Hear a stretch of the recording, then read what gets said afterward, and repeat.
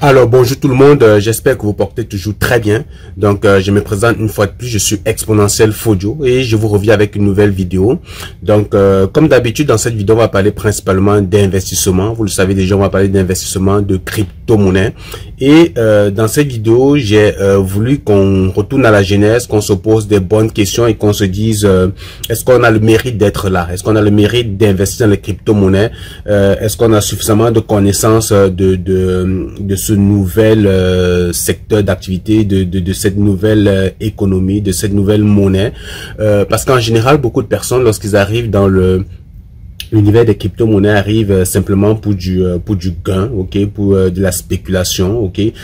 Mais en général, on se pose pas des questions. On pose pas des questions, on veut pas savoir, on veut pas comprendre comment est-ce qu'on fait pour en arriver là. Pourquoi en 2008, un certain nombre de personnes comme ça ont imaginé qu'il était important de mettre sur pied une nouvelle forme de monnaie, ok, une nouvelle forme de repenser l'économie. C'est quoi cette évolution là? C'est quoi les impacts dans l'avenir, dans notre vie courante et actuelle? Pourquoi est-ce que nous, en tant qu'investisseurs, on devrait comprendre en fait la blockchain, à quoi est-ce qu'elle sert, qu'est-ce qu'elle résout comme problème, et surtout pour des personnes qui sont issues des pays pauvres en voie de développement, quel peut être en fait l'apport des technologies de blockchain en fait dans le développement et la croissance économique de ces pays-là. Vous le savez certainement, aujourd'hui la blockchain, au-delà de l'aspect pécunier du gain, ok, des crypto-monnaies, la blockchain permet de résoudre pas mal de problèmes autant dans le domaine de la politique, de la santé, de l'éducation et plusieurs encore. Donc la blockchain finalement c'est ce qui va rester, c'est ce qui devait être gravé dans notre esprit lorsqu'on investit, et c'est d'ailleurs la raison pour laquelle on peut des fois se dire en tant qu'investisseur les crypto-monnaies sont là pour rester, parce que la blockchain finalement est là pour rester. De toutes les façons on en parle au courant de la vidéo, donc reste assis puis regarde la vidéo jusqu'à la fin parce que le contenu est vraiment intéressant. On essaie d'élaborer en fait les différentes utilisations de la blockchain, les différentes adoptions dans toutes les sphères économiques et dans tous les pays actuels. Ça te permet en fait de voir les choses différemment et de réfléchir et de voir l'opportunité différemment. Donc c'est une rencontre que j'ai eue avec les membres de mon groupe Telegram, donc une session que je fais régulièrement avec les gens qui sont dans mon groupe Telegram public. Donc tu peux rejoindre le groupe Telegram via le lien en description de cette chaîne. Également tu le sais déjà, j'offre donc une formation débutant, comprendre les fondamentaux de la crypto-monnaie, comment acheter, vendre, saisir les opportunités, faire de l'analyse technique des crypto-monnaies. Donc, tu peux faire un tour sur mon site web www.cryptoexpo.com, www.cryptoexpo.com, et donc si tu as aimé la vidéo, like, partage, puis laisse-moi un commentaire parce que ça me fait toujours plaisir de te lire et de savoir ce que tu en penses. Ok, on se retrouve dans une prochaine vidéo. Salut. Donc, bonjour une fois de plus. Alors aujourd'hui, ça sera pas une session de formation, bien que ça, je considère ça comme étant de la formation et même plus encore, mais je vais dire, on va pas rentrer dans les outils de manipulation et autres parce que je pense qu'on a déjà appris un certain nombre de choses. Il y a pas mal de choses dont vous êtes désormais vraiment mieux à l'aise avec ça dans les manipulations de vos crypto-monnaies.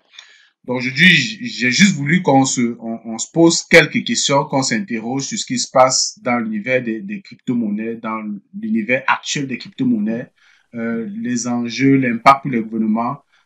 Pour ceux qui suivent l'actualité, vous devez comprendre qu'il y a un certain nombre de choses qui se passent présentement. Et en tant qu'investisseur de crypto-monnaies, il est normal qu'on se pose vraiment certaines questions. Lorsqu'on regarde tout ce qui se passe là, on se pose un tas de questions et j'ai voulu qu'on réponde ensemble à un certain nombre de questions dans la présentation d'aujourd'hui. Donc, on parle de crypto-monnaie, de gouvernement, c'est quoi les impacts, c'est quoi les enjeux, mais avant d'aller loin dans la présentation, il est déjà indispensable de comprendre même déjà c'est quoi les crypto-monnaies. Qu'on parle de Bitcoin, de crypto-monnaies, c'est sûr qu'il y a beaucoup de personnes encore qui ne savent pas exactement de quoi il est question. Lorsqu'on parle de crypto-monnaies, on ne peut pas parler de crypto-monnaies sans parler de Bitcoin. C'est impossible parce que le Bitcoin, c'est vraiment c'est le maître, quoi. C'est le maître des crypto-monnaies et c'est lui qui a en fait donné le ton, en fait, de tout ce qu'on vit aujourd'hui. S'il n'y avait pas de Bitcoin, on parlerait pas de crypto-monnaies aujourd'hui. Donc, s'il n'y avait pas ces individus-là qui ont pensé comme ça, créer quelque chose qu'on appelait le Bitcoin, les autres crypto-monnaies ne devaient pas naître. Donc, la plupart des crypto-monnaies aujourd'hui se sont simplement inspirées de ce que le Bitcoin a pu réaliser et essaye pour certaines d'améliorer, pour d'autres de déjouer en fait les sanctions des gouvernements pour créer quelque chose de plus euh, pro gouvernement, je sais pas si on va le dire comme ça, mais pour faire plaisir au gouvernement et contourner les sanctions. Mais à la genèse, en fait, quand on retourne à la genèse, pourquoi est-ce que Satoshi Nakamoto a créé le Bitcoin? OK?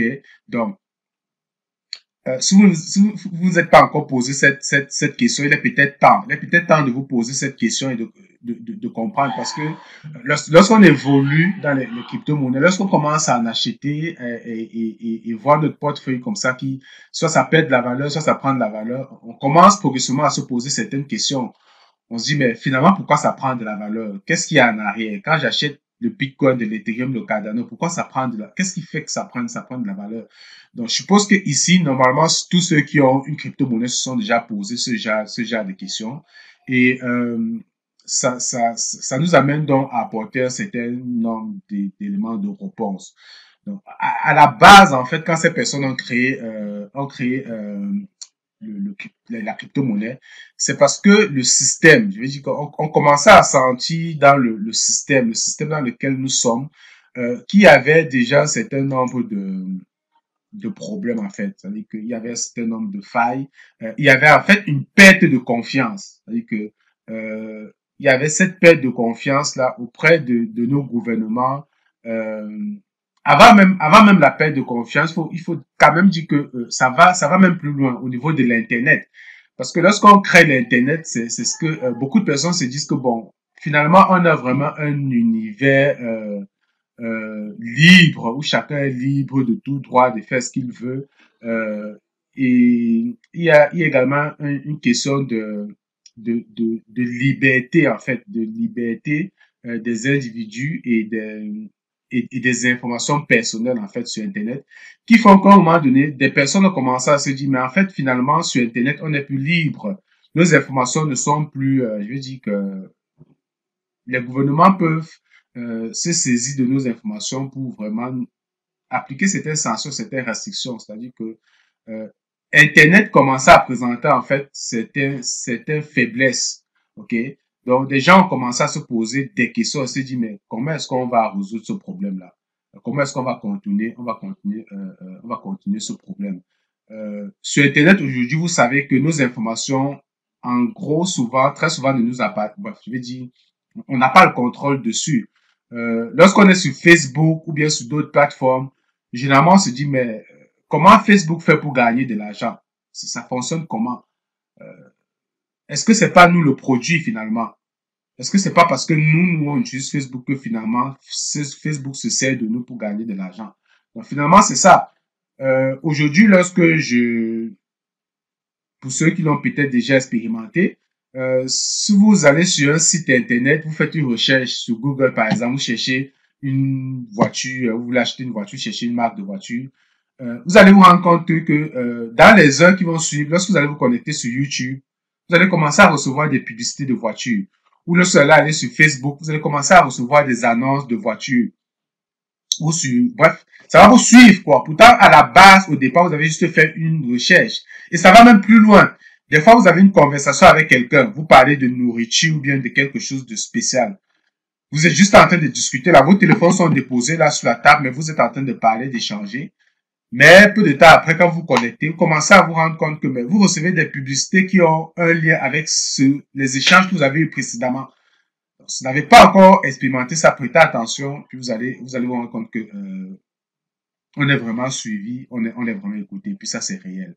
Donc il y a donc des personnes qui commencent à se dire mais l'anonymat sur les réseaux sociaux, ça n'existe plus quoi. Je veux dire que on n'est pas protégé. Et il fallait donc trouver le moyen donc de contourner ça, de créer, de remettre en fait le pouvoir entre les mains des individus afin que ceux-ci décident de ce qu'ils veulent publier ou ne pas publier. Donc, la liberté, en fait, finalement, c'est ça. C'est-à-dire que on doit se sentir libre de choisir, en fait, qu'est-ce qu'on veut que le monde entier sache.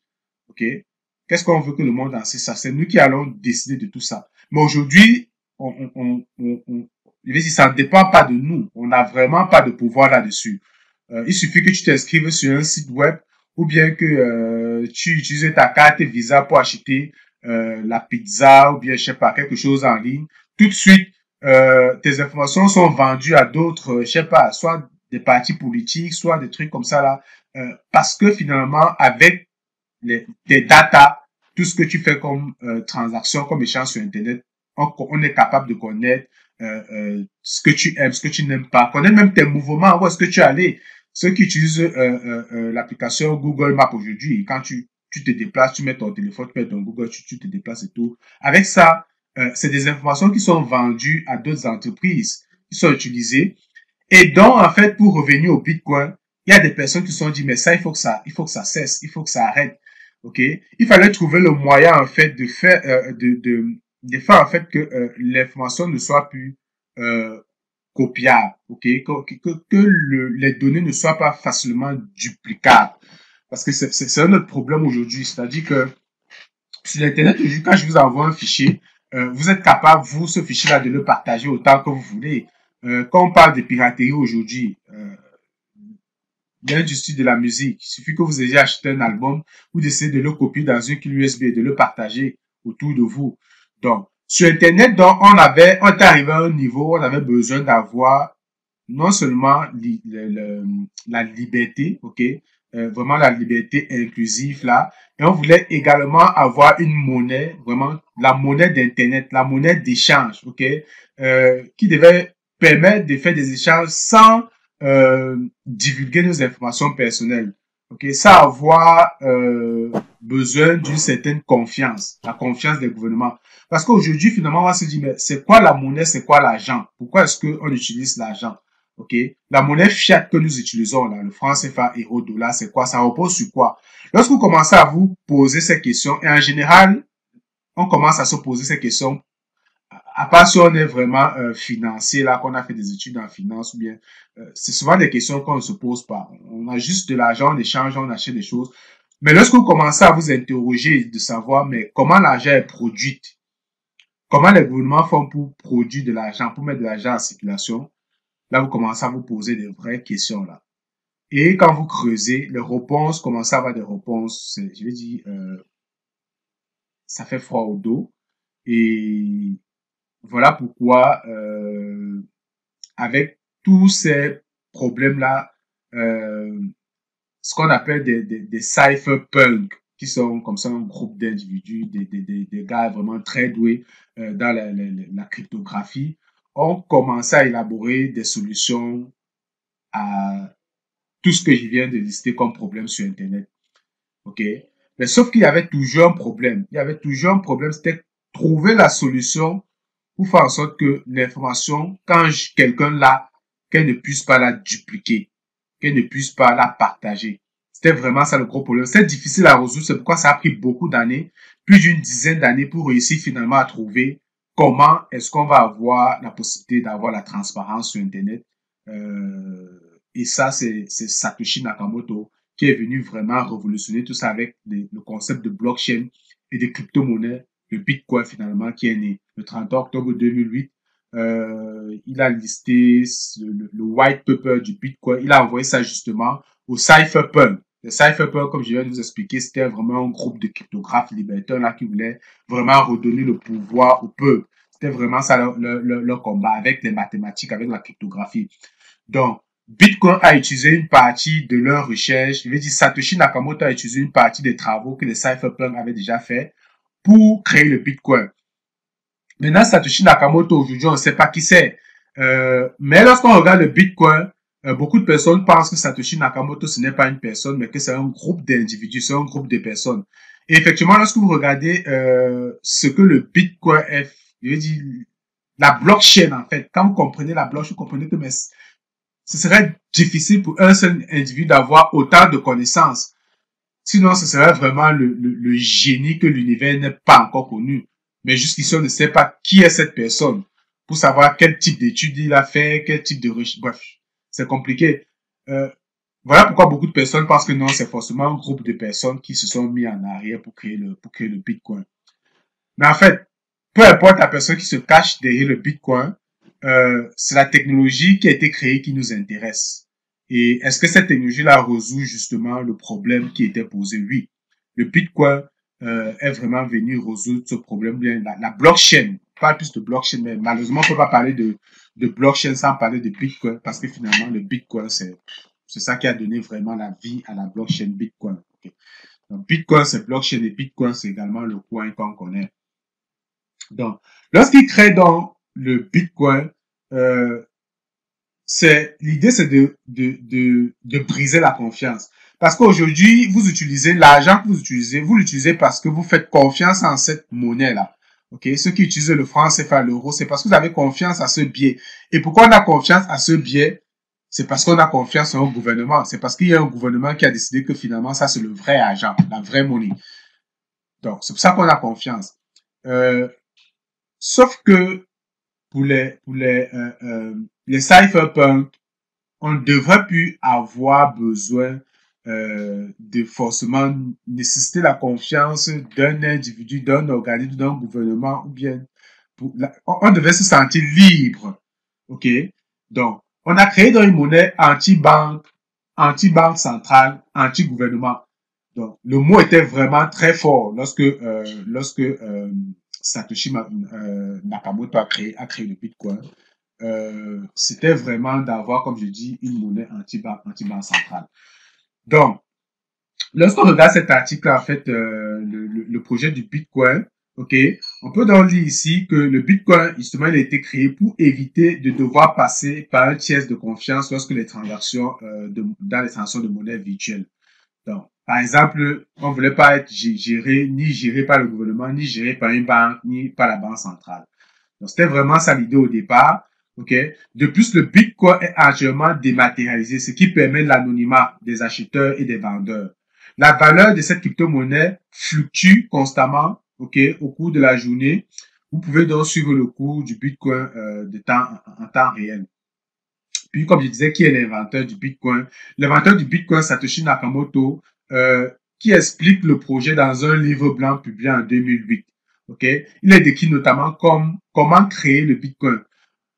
Un an plus tard, son projet passe de la théorie à la pratique. Donc, en 2009, c'est là où on a eu la première transaction de Bitcoin et on a commencé à avoir les premiers échanges Bitcoin. Ceux qui connaissent par exemple ce qu'on appelle le Pizza Day, la première transaction du Bitcoin, c'était l'achat d'une pizza parce qu'à un moment donné, les gens se sont dit, mais on garde cette crypto-monnaie-là depuis un certain temps dans nos portefeuilles. On a une collection de Bitcoin, mais finalement, si on essayait de faire une transaction, si on essayait de faire notre première transaction, c'est comme ça que, bon, quelqu'un a dit, OK, envoie-moi les bitcoins, puis moi, je vais te livrer une pizza. Donc, ça, c'était vraiment la première vraie utilité ou bien utilisation du bitcoin. Et c'est la pizza la plus chère du monde aujourd'hui parce que cette pizza, même pas une pizza entière, donc deux parcelles de pizza là, qui a coûté presque dans les $10,000. OK? Donc, je dis n'importe quoi, pas $10,000, mais qui a coûté 10,000 bitcoins. 10,000 bitcoins, donc c'est même beaucoup plus que $10,000. OK? Donc, là, ce que je présente là, c'est pour vous commencer à vous poser des vraies questions et que vous compreniez en fait d'où on va, OK, ou bien d'où on vient. Pourquoi est-ce qu'on a créé le Bitcoin? OK? Et puis, aujourd'hui, il y a une guerre dans le Bitcoin. OK? Donc, qui est qui dans la guerre des crypto-monnaies et comment cela peut nous affecter? OK?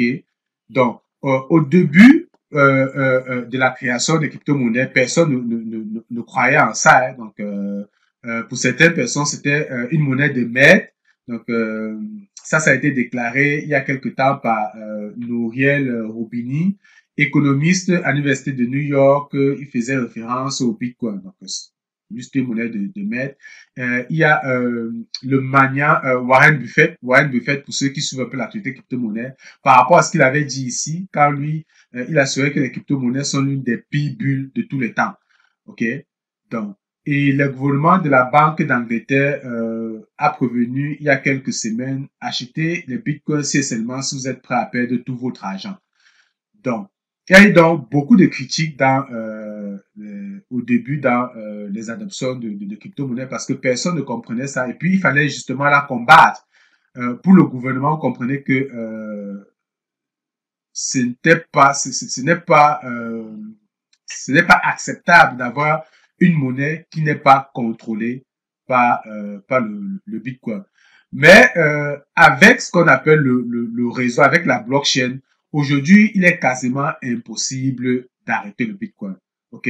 Personne ne contrôle les crypto-monnaies, même pas un gouvernement. Ok? Les crypto-monnaies fonctionnent sur des blockchains ou des chaînes de blocs. Les transactions en crypto-monnaie n'ont pas besoin d'intermédiaires ou d'un organisme pour valider les transactions. Donc, ça fonctionne tout seul grâce à un gigantesque réseau d'ordinateurs, ce qu'on appelle des nœuds, qui sont repartis dans le monde entier. Donc, aujourd'hui, peu importe la place où vous êtes situé dans la planète, vous pouvez décider de créer un nœud et de participer à la sécurisation et l'émergence du Bitcoin et des blockchains. OK? Donc, cette autonomie donc rend son fonctionnement rend des millions de dollars qui circulent dans le réseau difficiles à contrôler, à surveiller par les gouvernements, par les banques centrales et par des organismes réglementaires. Donc, il y a également beaucoup de personnes qui croient au Bitcoin, ok? Il y a par exemple Jack Dorsey, le PDG de Twitter, qui est aujourd'hui également le PDG de Square. Plus loin dans la vidéo, vous allez voir ce qu'ils sont en train de faire présentement. Il a justement démissionné déjà de Twitter pour se concentrer à son entreprise Square parce que son but c'est de créer une entreprise qui va permettre en fait de créer des machines de minage pour des maisons. Donc, il faut vulgariser l'adoption à tel point que chacun aujourd'hui puisse acheter comme un ordinateur, ok, vous allez brancher simplement chez vous, dans votre maison, le mettre simplement sur le secteur électrique et ça va commencer à miner du Bitcoin. Vous n'avez pas besoin d'installer quoi que ce soit. Ça va commencer à miner du Bitcoin. Vous allez commencer donc comme ça à générer de l'argent parce que vous faites du minage. Donc, c'est ça le but, ok, pour Jack Dorsey. Et il pense que les crypto-monnaies vont changer le monde de la même manière qu'Internet a changé le monde. Ok. Aussi, on peut voir, qu'est-ce qu'on peut donc partager d'autre ici? On a CZ qui est le PDG de Binance. Pour lui, la plus grande, Binance qui est la plus grande plateforme de crypto-monnaie. Ok. Il avertit il y a quelques jours qu'il était impossible pour une entité de pouvoir détruire le Bitcoin et sa technologie sous-jacente qui est la blockchain. Donc, je ne pense pas que quiconque puisse arrêter maintenant, étant donné que cette technologie, ce concept est dans la tête de 500 millions de personnes.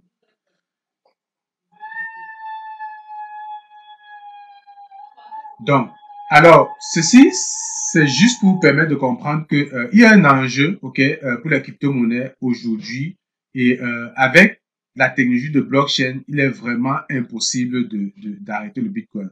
Sauf que maintenant, en face, on a un gouvernement qui commence à avoir des menaces, ok. Il y a des menaces qui sont pointées là. Beaucoup de personnes pointent du doigt les crypto-monnaies, le Bitcoin. Et pour les gouvernements, l'argument le plus souvent, c'est que ça participe à la fraude, ok. Il y a beaucoup d'activités de fraude qui se font grâce aux crypto-monnaies, aux blockchains. Ça, c'est vraiment l'argument qui a été pendant longtemps présenté. Parce que justement, au tout début, les gens utilisaient les crypto-monnaies, les crypto-monnaies pour vendre, par exemple, la drogue. Tout ce qui est dans le darknet, c'est-à-dire le côté obscur de l'Internet, utilisait le Bitcoin comme moyen d'échange. Parce que là, on parvenait à contourner les banques. Okay? Sauf qu'avec le temps, on va se rendre compte que ça, ce n'est plus un argument convaincant. Ce n'est plus un argument convaincant parce que de plus en plus, on se rend compte que effectivement, si vous voulez vraiment vous cacher, si vous pensez que vous voulez vous cacher pour faire des transactions ou des opérations, il ne faut pas venir dans l'univers des crypto-monnaies. Faut pas, parce qu'aujourd'hui, on a clairement constaté que il est possible de suivre votre portefeuille et finalement avec certains algorithmes de remonter jusqu'à vous.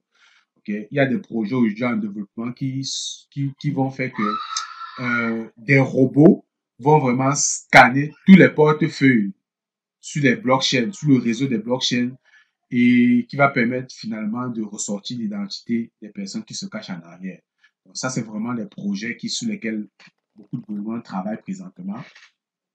Donc l'impact de ce que les blockchains, ou bien je veux dire, cet argument ne tient plus. Okay? Il y a également l'argument d'écologie, c'est-à-dire beaucoup de personnes disent que bon, parce que pour faire du minage de crypto-monnaies, ça demande beaucoup d'énergie, ok, électrique. Donc pour beaucoup de gouvernements, ça ne marche pas. C'est trop coûteux, c'est vraiment, c'est de l'énergie sale, c'est des dépenses énergétiques et puis on peut pas accepter ça. Et puis, il y a également la question de volatilité. Ok, il y a un risque. Le fait que vous investissez dans la crypto-monnaie, du jour au lendemain, vous pouvez perdre votre argent. Et le gouvernement, le rôle du gouvernement aussi, c'est de protéger également sa population, quoi.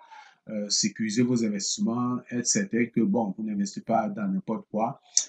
Donc, c'est des arguments qui ont pendant longtemps été présentés par des gouvernements pour, comme ça, essayer de freiner l'évolution des crypto-monnaies. Mais de l'autre côté, il y a des personnes, des libertariens, comme j'ai dit aujourd'hui, ou bien des pro-crypto, qui de plus en plus ont d'autres arguments, ok? Par exemple, de dire que les crypto-monnaies ou bien le Bitcoin est déflationniste, ok? Parce que si vous êtes posé la question de savoir comment est-ce qu'on imprime de l'argent, ok? Comment est-ce que aujourd'hui un gouvernement décide d'aider par exemple sa population face à une épidémie comme la Covid, ok? Certaines personnes dans certains pays ne le vivent peut-être pas, mais par exemple au Canada, par exemple, dans beaucoup de pays, il y a des subventions, il y a des aides qui sont apportées à la population. Ok. Pendant plusieurs mois au Canada, on a vu des gens rester chez eux et recevoir des payes, recevoir des salaires juste en restant chez eux. Ok. Parce qu'on dit on va les aider pour faire face à la pandémie, vu qu'ils ne travaillent pas, il faut quand même manger, il faut faire plein de choses, on doit leur payer. Ok. De plus en plus, on a l'inflation. Ici au Canada, par exemple, le gouvernement a décidé qu'ils vont donner $500 par famille pour les aider à faire face à l'inflation, pour les accompagner à faire face à ça. Où est-ce que le gouvernement où est-ce qu'ils prennent autant d'argent pour donner aux populations? Donc, lorsqu'on commence à se dire, mais comment est-ce que l'argent est mis en circulation? Comment l'argent est imprimé? Comment? On se rend compte qu'en fait, les banques centrales dans certains pays ont la possibilité juste d'imprimer de l'argent comme ils veulent. L'argent tel qu'elle était faite au départ, parce que au départ, lorsqu'on rentre dans l'histoire et l'évolution de la monnaie, on peut remarquer qu'au début, la monnaie c'était un moyen d'échange, c'est-à-dire qu'à la base, pour avoir de la monnaie, en contrepartie, je devais avoir quelque chose, un bien sur lequel reposait ma monnaie, ok? À la base, c'était l'or. On s'est dit que l'or, vraiment, c'est le collatéral pour tous les gouvernements. Chaque gouvernement doit imprimer de l'argent en fonction de la quantité d'or qu'elle a dans ses réserves, en fait. Mais sauf qu'à un moment donné, on a arrêté de faire ça et on s'est dit, on va imprimer autant qu'on veut. Si on a besoin d'argent, on va simplement imprimer. Mais sauf que là, ça fait comme une concurrence déloyale avec d'autres pays. Parce que un pays comme le Cameroun qui ne produit pas de monnaie, qui n'a pas la légitimité sur sa monnaie, la monnaie dépend de d'autres gouvernements, ok? Parfois même, leur propre monnaie leur est prêtée, ok? Contre des intérêts. Mais le gouvernement en face qui vous prête votre argent, que vous allez utiliser contre des intérêts, comment est-ce qu'ils font pour vous donner cet argent-là? C'est-à-dire que il y a quelque chose qui ne marche pas là. C'est-à-dire que je viens vous voir, vous avez votre plantain et moi je vous donne de l'argent. Je dis prends l'argent là, donne-moi tous tes plantains. Chaque jour je dis prends de l'argent, donne-moi tout ton plantain, donne-moi tout ton café, donne-moi tout ton or. Sauf que je prends ton plantain, mais je ne fournis aucun effort pour prendre ton plantain, pour prendre ton café, pour prendre ton or. J'appuie juste sur un bouton qui me fabrique de l'argent et avec ça, je peux tout acheter chez toi. Donc, ça ne marche pas. ça ne marche pas. Et voilà pourquoi les pro-crypto disent non, on peut pas continuer comme ça. Il faut remettre le pouvoir et la liberté au peuple. On n'a plus besoin d'avoir confiance en un gouvernement. Tout le monde devait avoir la possibilité de gérer son actif, de gérer son argent sans forcément avoir besoin de faire confiance à quelqu'un d'autre. Donc, voilà l'argument qui est présenté. Et on se dit, il faut qu'on ait une monnaie, ok, qu'on ait vraiment ce qu'on appelle la liberté inclusive, que tout le monde, qu'on ait plus besoin forcément de faire confiance, parce que cette confiance-là est brisée. Et voilà pourquoi on est rendu aux crypto-monnaies. Voilà pourquoi le Bitcoin est né, parce qu'on n'avait plus confiance. Et de l'autre côté, ceux qui pensent que les crypto-monnaies, c'est de l'énergie trop dépensée, c'est le carbone, tout ça, c'est la couche d'ozone qui est tout. On a pensé donc à créer une autre forme de validation de consensus, parce que dans les crypto-monnaies, comme vous le savez, il y a le proof of work pour les crypto-monnaies comme le Bitcoin qui demande beaucoup d'énergie. Mais de l'autre côté, des gens se sont dit, OK, si vous, le gouvernement, pensez que les crypto-monnaies dépensent et consomment beaucoup d'énergie, on va créer d'autres crypto-monnaies qui reposent sur d'autres blockchains qui ne consomment pas du tout d'énergie. Et du coup, cet argument-là que vous avez de tout le temps dit que les crypto-monnaies, c'est trop d'énergie et tout là, on va la contourner. On va donc créer ce qu'on appelle le proof of stake. Et vous avez par exemple une blockchain comme le Cardano aujourd'hui, qui est actuellement repose sur le proof of work, mais qui est en train de migrer sur le proof of stake, toujours pour répondre à ces sanctions du gouvernement-là. Vous comprenez qu'on a quand même un gouvernement en face qui met de la pression, ok, à l'adoption des crypto-monnaies. Okay? Et de plus en plus, vous avez donc des gens qui vont dire, ok, on va quand même continuer d'utiliser le Bitcoin, mais on va trouver des solutions palliatives pour le minage, en fait, pour l'électricité. Et de plus en plus, il y a des idées de génie. Il suffit juste de chercher sur Internet, vous allez voir des gens qui font des choses extraordinaires pour miner du Bitcoin. OK? Donc, récemment, donc, il y a ces regroupements de 3 personnes, Tesla, Block et Blockstream. Tesla, vous savez bien qui est derrière Tesla. Donc, Elon Musk, il n'est plus à présenter. C'est vraiment un serial entrepreneur à succès qui a créé pas mal d'entreprises, qui est vraiment un richissime homme d'affaires, qui est même l'homme le plus riche du monde, je pense 2021, mais qui est un pro-Bitcoin, pro-crypto-monnaie. Ok, donc ceux qui le suivent savent que Elon Musk investit dans les crypto-monnaies. Tout à l'heure on parlait de Block, ok, de l'entreprise du boss de Twitter, qui lui aussi a une crypto-monnaie, comme j'ai présenté tout à l'heure, qui va permettre aux gens de créer des crypto-monnaies, de faire du minage de crypto-monnaies, mais directement chez eux dans leur maison, en branchant un appareil, ok, qui va créer. Vous avez Blockstream, qui est également une autre entreprise très présente dans les crypto-monnaies. D'ailleurs, Blockstream, son propriétaire, comme il s'appelle encore là, je pense qu'il a été présenté ici, de Blockstream. Bref, qui fait partie des premières personnes qui avaient essayé de créer au départ la première crypto-monnaie qui n'avait pas réussi. Ok, mais qui est encore aujourd'hui vraiment très, très, très présent dans l'univers des crypto-monnaies. Justement, il s'appelle Adam Back. Ok, lui, il a créé la toute première crypto-monnaie. Parce qu'avant le Bitcoin, il y avait une crypto-monnaie, ok, qu'on appelait Hashcash. Hashcash a été créé par Adam Back. Donc, il est encore présent aujourd'hui, on le connaît très bien. Puis, il a même été cité dans le white paper de Satoshi Nakamoto. Quand vous lisez le white paper du Bitcoin, il liste Adam Back parce qu'il dit qu'il s'est inspiré des travaux de Adam Back pour créer le Bitcoin. Donc, vous avez donc ces 3 sociétés-là, ok, qui se sont mis ensemble pour aujourd'hui, ils veulent créer donc une entreprise qui va permettre de faire du minage de crypto-monnaies, ok, avec, comment on appelle ça, de l'énergie solaire en fait. Donc, ça c'est une bonne nouvelle pour l'adoption, ok, des crypto-monnaies et donc qui vient répondre à ces sanctions des gouvernements. Parce que demain, quand le gouvernement va encore dire les crypto-monnaies, on n'en veut pas parce que voilà, ça consomme trop d'énergie, puis c'est sale. Les gens vont dire non. Nous, on est capable de produire, de miner les crypto-monnaies autrement. Donc cet argument-là, arrêtez vraiment de la présenter. Puis au Salvador, vous savez, le Salvador, c'est le tout premier pays qui a décidé d'adopter la crypto-monnaie ou bien le Bitcoin comme monnaie nationale. Aujourd'hui, lorsque vous partez au Salvador, les salaires sont payés en Bitcoin. Vous pouvez dépenser en Bitcoin. La population a un portefeuille là où il faut les transactions en Bitcoin. Parce que quand je vous ai parlé aujourd'hui d'inflation, lorsque vous avez votre monnaie qui perd de la valeur, qui ne fait que perdre de la valeur, qui ne vaut plus rien sur les échanges internationaux, vous ne pouvez pas faire le poids avec d'autres puissances, d'autres grandes puissances. Vous vous sentez vraiment affaibli. Voilà pourquoi de plus en plus, on a certains gouvernements qui mettent de côté leur monnaie et commencent à dire, nous, on va adopter le Bitcoin comme monnaie nationale. Et il y a de plus en plus de gouvernements qui le font. Donc, on a le Salvador qui était le premier vraiment à l'affirmer ouvertement.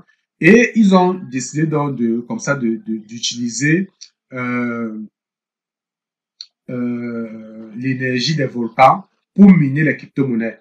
Ok? Donc, ils vont utiliser l'énergie des volcans pour miner les crypto-monnaies. Ça fait qu'ils n'auront plus besoin forcément d'utiliser l'électricité, ok, que nous connaissons tous pour miner les crypto-monnaies. Donc, ça vient également répondre à ce problème, toujours présenté par les gouvernements pour mettre fin à l'utilité des crypto-monnaies. Mais en réalité, c'est quoi le problème des gouvernements? C'est que les gouvernements, eux, ils veulent contrôler. Un gouvernement, lui, il veut le contrôler. Il veut toujours avoir l'assurance qu'il maîtrise les transactions, il maîtrise les flux d'échange, il contrôle vos opérations. Et puis, personnellement, je suis pas contre ça parce que de toutes les façons, s'il y a des personnes qui utilisent les crypto-monnaies et les blockchains pour faire des opérations frauduleuses, c'est sûr qu'il faut les traquer, les sanctionner. Ok? Satoshi Nakamoto, lorsqu'il crée le Bitcoin, c'était pas pour qu'elle soit utilisée pour vendre de la drogue ou bien des armes. Donc, il faut qu'on remette les choses dans leur contexte et on essaie donc de trouver des solutions à cela. Alors, donc, les gouvernements donc vont continuer à mettre la pression pour la régularisation. Donc, il faut réguler le secteur. Il faut vraiment mettre sur pied des mécanismes pour savoir qui fait quoi, qui a acheté quelle crypto-monnaie, qui a investi dans les crypto-monnaies. Aussi parce que les crypto-monnaies, c'est également une source de revenus pour les gouvernements. C'est imposable. OK? Donc, si vous avez investi dans les crypto-monnaies et que vous avez fait des bénéfices, en fin d'année, il faut déclarer vos revenus, il faut payer des impôts là-dessus. Au Canada, par exemple, c'est 50% sur le gain en capital. OK? Vous allez déclarer et vous allez payer, vous allez être imposable là-dessus. C'est-à-dire que si j'ai investi 1000 $ dans les crypto-monnaies et que j'ai gagné, par exemple, 1000 $, c'est-à-dire j'ai fait un x2, je dois être imposable sur 500 $. Donc, je dois déclarer 500 $. OK? Et le gouvernement va aller prendre des impôts là-dessus. Donc, il y a donc de plus en plus aux États-Unis, en France, partout en Europe. Donc, c'est un pays dont essaie plutôt de réguler le secteur et de l'imposer, ok, pas de l'interdire. Donc, au moins, on commence à dire, ok, bon, là, on change un peu de paradigme. On ne parle plus de sanctions, bien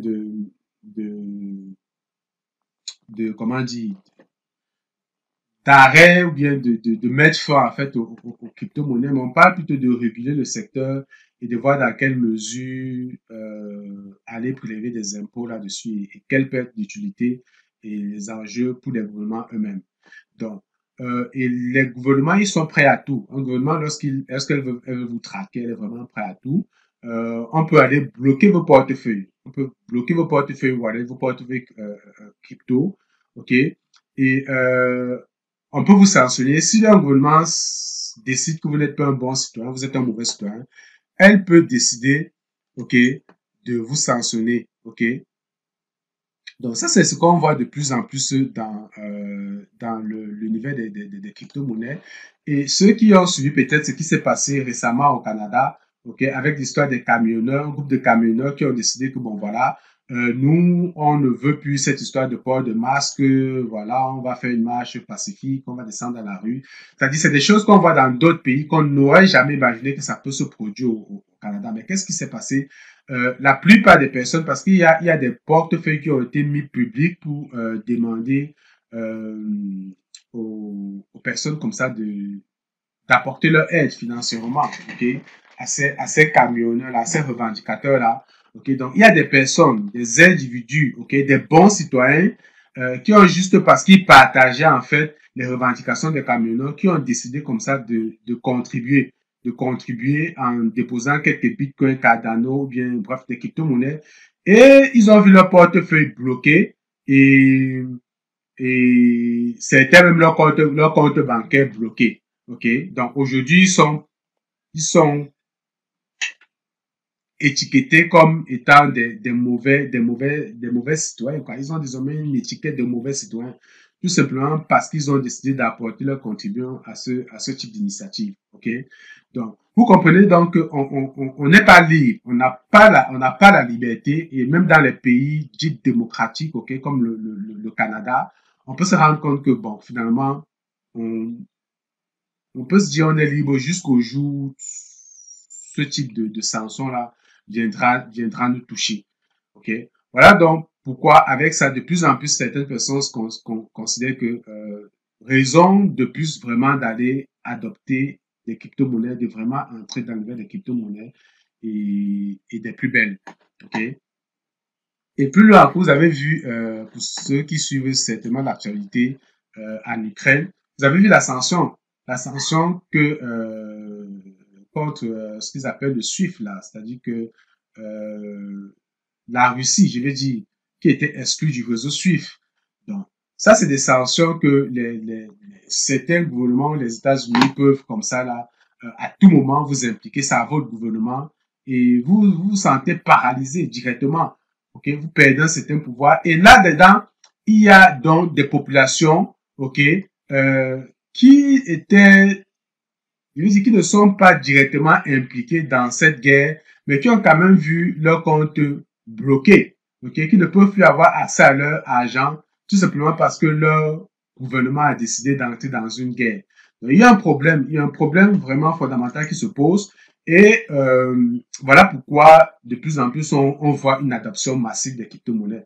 Et vous avez vu dans tous ces pays-là, par exemple en Russie, ils ont commencé à réfléchir, mais comment adopter les crypto-monnaies, comment légaliser toute cette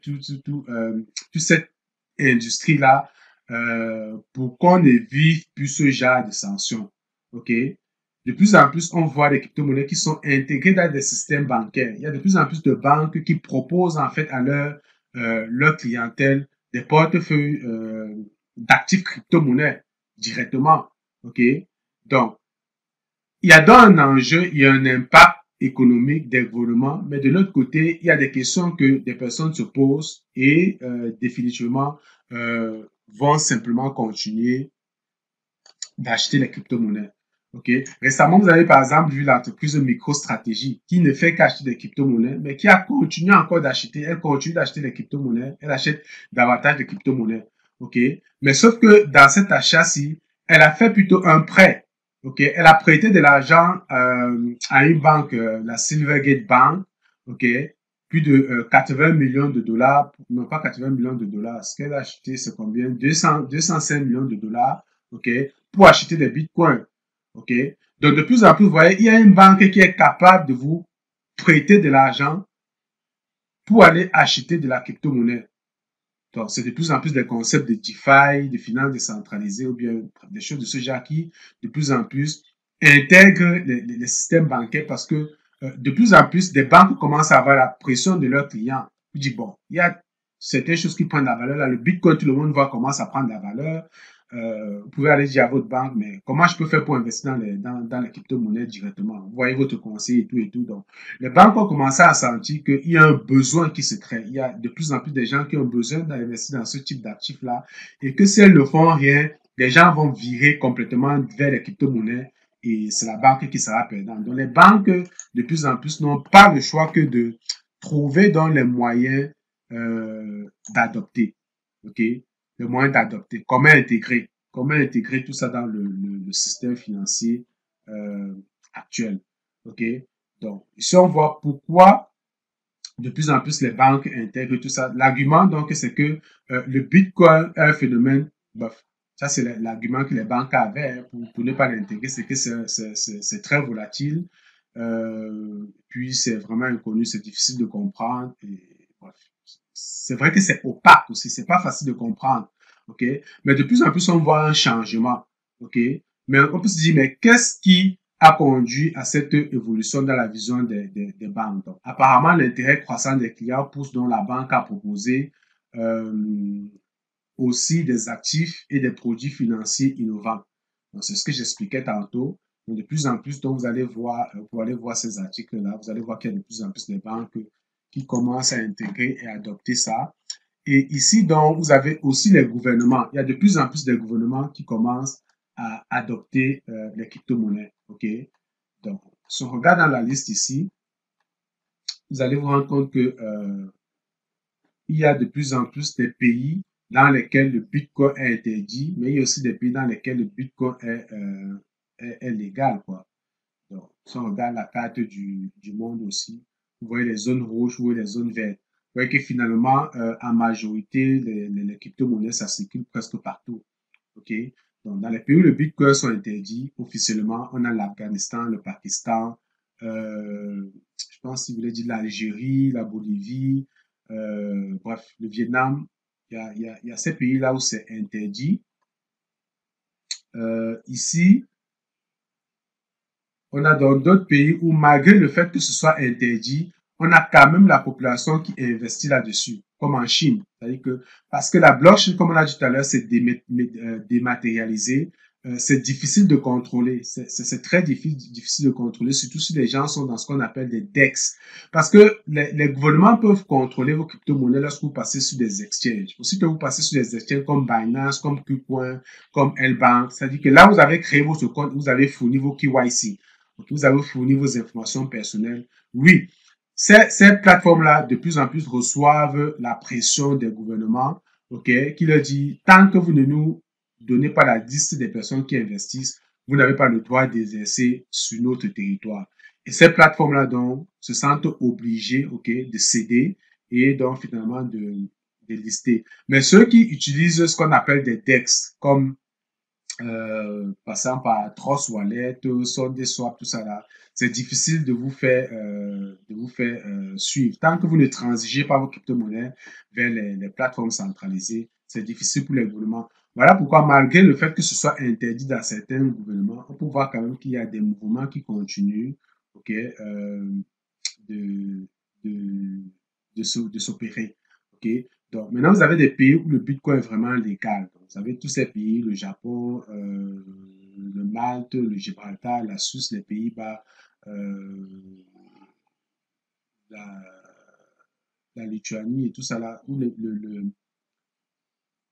les crypto-monnaies ou le Bitcoin sont acceptés. Vous avez des pays où ce n'est ni interdit ni accepté. Mais en gros, dans la plupart des pays, ce qu'on peut constater, c'est que les crypto-monnaies sont comme soit certains pays ne se sont vraiment pas prononcés, donc du coup ça circule.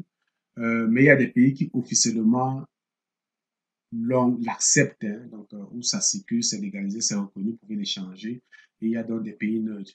Donc, finalement, c'est ça, quoi. C'est-à-dire que finalement, vous qui investissez dans les crypto-monnaies, qui avez votre argent dans les crypto-monnaies, est-ce que vous vous sentez en sécurité?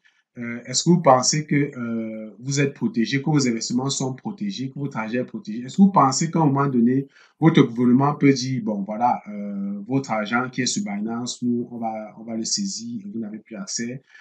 Peut-être parce que vous êtes un mauvais citoyen, entre guillemets, parce que vous avez posé un certain acte.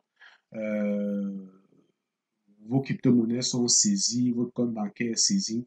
Est-ce que vous pensez que finalement, c'est mieux de rester du côté de la banque traditionnelle classique et de continuer de faire confiance au gouvernement ou vous rejoignez le camp de ceux-là qui sont des libertariens qui disent non, nous on veut redonner le pouvoir au peuple, chacun devait être sa propre banque et décider de ce qu'il veut rendre public ou pas. OK? De ce qu'il veut rendre public, de ce qu'il veut que le monde entier sache bien que les autres sachent. Parce que finalement, comme on l'a constaté, euh, lorsque vous avez, comment dire, lorsque vous utilisez par exemple les cartes Visa et tout ça pour faire des échanges, euh, vous êtes contrôlé, ok? Vous êtes contrôlé parce que votre gouvernement contrôle via la banque, via les banques centrales, contrôle tous vos mouvements, c'est dans quoi vous investissez, ce que vous avez acheté, dans quoi vous mettez votre argent. Et quand un gouvernement est capable de contrôler votre argent, c'est-à-dire qu'ils sont capables de vous contrôler. Est-ce que vous pensez qu'il faut continuer donc de faire confiance à cette forme de monnaie-là, d'économie-là? Il faut complètement virer de bord et faire entièrement confiance à rejoindre le camp finalement ce qu'on va appeler la finance décentralisée, les blockchains, le mouvement blockchain, le mouvement cypherpunk et tout ce qui va avec. Donc c'est vraiment comment on dit, l'échange que j'avais réservé pour vous aujourd'hui. Quand on se pose ce type de questions-là, et ça permet aussi, ce que je trouve intéressant, ça permet vraiment de creuser, de regarder les choses sur un autre angle. C'est-à-dire qu'au-delà de l'aspect juste pécunier des crypto-monnaies, mais c'est de se dire à un moment donné, finalement, les crypto-monnaies, c'est quoi leur rôle? Le Bitcoin, c'est quoi son rôle? Ok, à quoi ça sert? Ok, c'est quoi la proposition de valeur du Bitcoin? Pourquoi est-ce que je devrais avoir le Bitcoin? Pourquoi je dois supporter le Bitcoin? Ok, pourquoi finalement je dis que au-delà de juste investir et de dire bon, moi j'achète pour avoir des gains et tout ça là, mais de comprendre en détail ce qui se passe, l'univers, l'économie, la politique, la géopolitique, tout ce qui entoure tout ça et les enjeux qu'il y a derrière. Et puis moi, finalement, dans tout ça, au milieu de tout ça, comment est-ce que je me positionne? Donc, voilà. Donc, pour conclure, en fait, c'est ça. Donc, si tu as trouvé ça intéressant, lâche-moi un commentaire. Puis, voilà. J'espère que vous avez aimé. Puis, on se retrouve dans une nouvelle vidéo. Merci.